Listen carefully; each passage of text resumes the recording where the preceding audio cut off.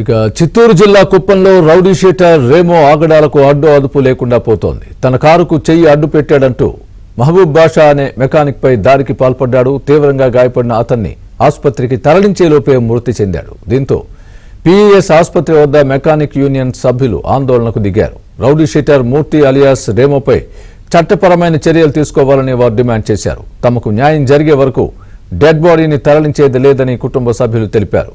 దీంతో ఆసుపత్రి వద్ద ఉద్రిక్త వాతావరణం నెలకొంది.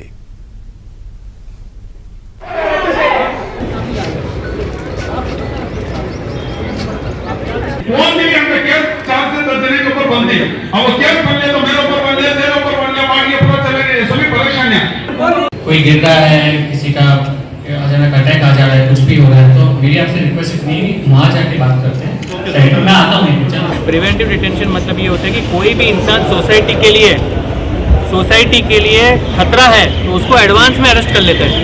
एडवांस में जैसे मान लो ये इसके ऊपर 10 केस हो गया है, अभी 10 केस करने के बाद सबको पता है कि 11वां केस कर सकता है, जिसको हम एडवांस में अरेस्ट कर लेंगे, तो उनको एडवांस में अरेस्ट कर रहे हैं तो 2 केस लग रहे हैं उन पर।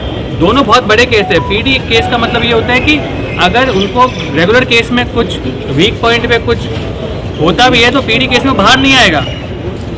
समझ ఇదే అంశానికి సంబంధించి పూర్తి అప్డేట్ మా ప్రతినిధి మనోహర్ చెప్తారు. మనోహర్, స్వామి, కుప్పంలో మెకానిక్ వృత్తి కొనసాగిస్తున్న మహబూబ్ బాషా పైన రౌడీ షీటర్ మూర్తి అలియాస్ రేమో అనేటువంటి వ్యక్తి వీరంగం సృష్టించి దాడి చేయడంతో మహబూబ్ బాషా చనిపోవడం జరిగింది. తన కారుకు చేయి అడ్డం పెట్టాలనే ఒక ఉద్దేశంతో మూర్తి ఈ మెకానిక్ పైన దాడి చేయడంతో తీవ్రంగా గాయపడినటువంటి అతన్ని స్థానికంగా ఉన్నటువంటి పిఎస్ ఆసుపత్రికి తరలిస్తుండగా మార్గం మధ్యలో చనిపోవడం జరిగింది. ప్రస్తుతానికి బాడీ అయితే పిఎస్ మెడికల్ కాలేజీలో ఉంది.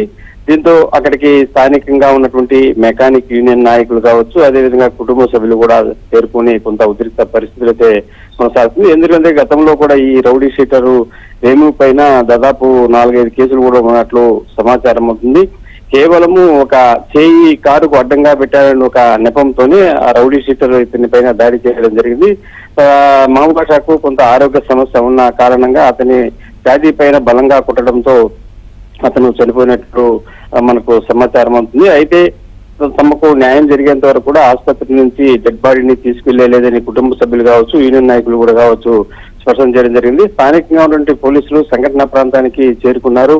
తాము విచారించి న్యాయం చేస్తామని హామీ ఇచ్చినా కూడా తమకు పూర్తి స్థాయిలో న్యాయం చేయాలని, గతంలో కూడా ఇతని పైన పలు కేసులు ఉన్నాయి కాబట్టి అతన్ని అరెస్ట్ చేయాలనేటువంటి ఒక ప్రధాన డిమాండ్ అయితే కుటుంబ సభ్యుల నుంచి వ్యక్తం అవుతుంది. ప్రస్తుతానికి రౌడీ షీటరు పోలీసులు అదుపులో ఉన్నట్లు సమాచారం అయితే ఉంది.